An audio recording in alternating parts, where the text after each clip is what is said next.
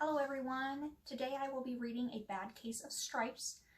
I know this book is a little on the nose for what's currently going on, but I just couldn't pass up reading it. It is one of my absolute favorites. I love the illustrations in this book, and this book is a little old. This is the one that my parents actually bought for me when I was younger.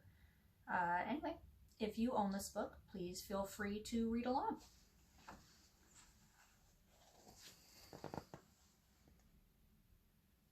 Camilla Cream loved lima beans, but she never ate them. All of her friends hated lima beans, and she wanted to fit in. Camilla was always worried about what other people thought of her.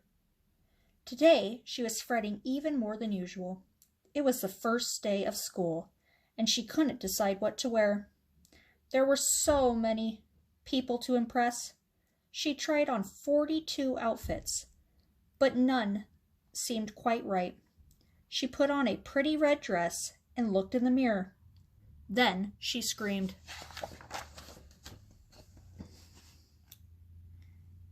Her mother ran into the room and she screamed too. "Oh my heavens," she cried. "You're completely covered with stripes."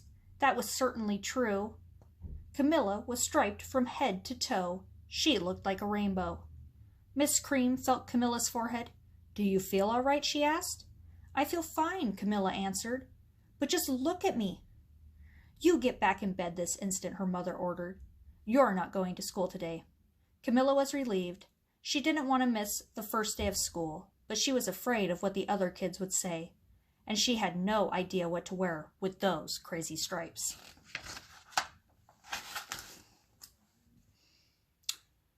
That afternoon, Dr. Bumble came to examine Camilla. "Most extraordinary," he exclaimed. "I've never seen anything like it. Are you having any coughing, sneezing, runny nose, aches, pains, chills, hot flashes, dizziness, drowsiness, shortness of breath, or uncontrollable twitching?" "No," Camilla told him. "I feel fine." "Well then," Dr. Bumble said, turning to Miss Cream, "I don't see any reason why we shouldn't go to school tomorrow. Here's some ointment that should help clear up those stripes in a few days. If it doesn't, you know where to reach me." And off he went. The next day was a disaster. Everyone at school laughed at Camilla. They called her Camilla Cran and the Night of the Living Lollipop. She tried her best to act as if everything were normal, but when the class said the Pledge of Allegiance, her stripes turned red, white, and blue, and she broke out in stars.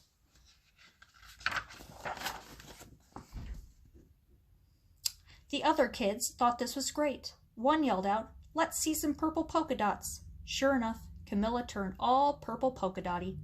Someone else shouted, "Checkerboard," and the patterns of the squares covered her skin. Soon, everyone was calling out different shapes and colors, and poor Camilla was changing faster than you can change channels on a TV. That night, Mr. Harms, the school principal, called. "I'm sorry, Miss Cream," he said. "I'm going to have to ask you to keep Camilla home from school. She's just too much of a distraction, and I've been getting calls from the other parents. They're afraid those stripes may be contagious." Camilla was so embarrassed. She couldn't believe that 2 days ago everyone liked her. Now nobody wanted to be in the same room with her. Her father tried to make her feel better. "Is there anything I can get you, sweetheart?" he asked. "No, thank you," sighed Camilla. What she really wanted was a nice plate of lima beans, but she had been laughed at enough for one day. Well, yes, I see," Dr. Bumble mumbled when Mr. Cream phoned the next day. "I think I'd better bring in the specialist. We'll be right over." About an hour later, Dr. Bumble arrived with 4 people in long white coats. He introduced them to the Creams. "This is Dr. Grop, Dr. Sponge, Dr. Cricket, and Dr. Young." Then the specialists went to work on Camilla. They squeezed and jabbed, tapped and tested. It was very uncomfortable. "Well, it's not the mumps," concluded Dr. Grop. "Or the measles," said Dr. Sponge. "Definitely not chickenpox," put in Dr. Cricket. "Or sunburn," said Dr. Young. "Try these," said the specialist. They each handed her a bottle filled with different colored pills. "Take one of each before bed," said Dr. Grop. Then they filed out the door, followed by Dr. Bumble. That night, Camilla took her medicine. It was awful. When she woke up the next morning, she did feel different. But when she got dressed, her clothes didn't fit right. She looked in the mirror, and there, staring back at her, was a giant, multicolored pill with her face on it. Dr. Bumble rushed over as soon as Miss Cream called.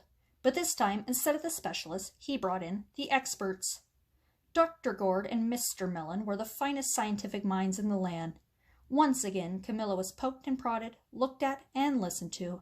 The experts wrote down lots of numbers, when they huddled together and whispered.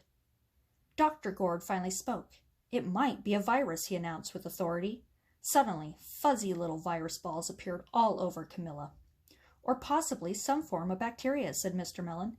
Out popped squiggly little bacteria tails. Or it could be a fungus, added Dr. Gord. Instantly, Camilla was covered with different colored fungus blotches. The experts looked at Camilla, then at each other. We need to go over these numbers again, back at the lab, Dr. Gord explained. We'll call you when we know something. But the experts didn't have a clue, much less a cure.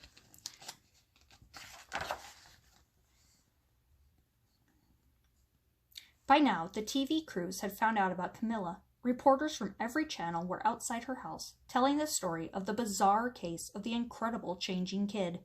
Soon, a huge crowd was camped out on her front lawn.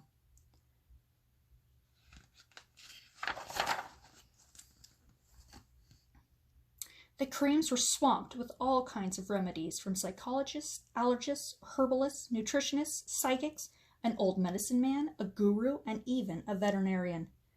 Each so-called cure only added to poor Camilla's strange appearance, until it was hard to even recognize her.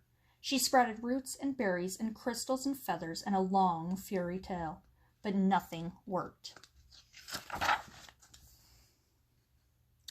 One day, a woman who called herself an environmental therapist claimed she could cure Camilla.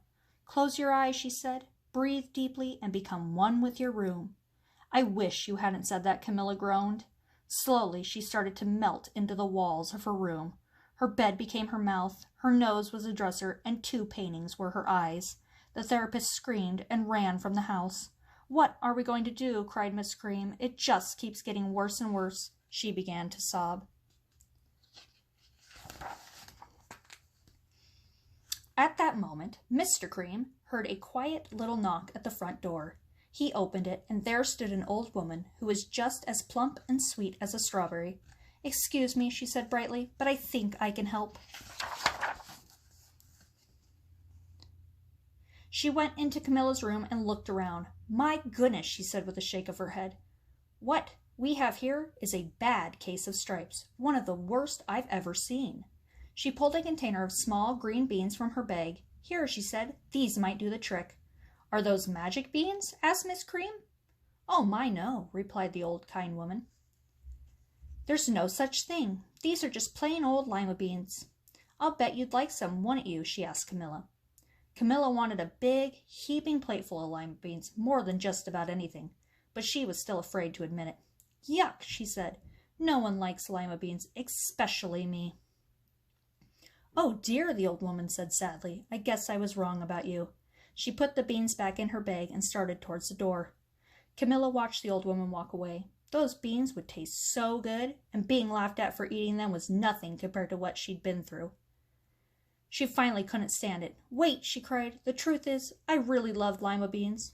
I thought so, the old woman said with a smile. She took a handful of beans and plopped them into Camilla's mouth.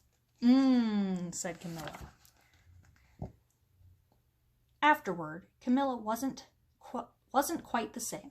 Some of the kids at school said she was weird, but she didn't care a bit. She ate all the lima beans she wanted, and she never even had a touch of the stripes again. Well, as before, I hope you all like the reading.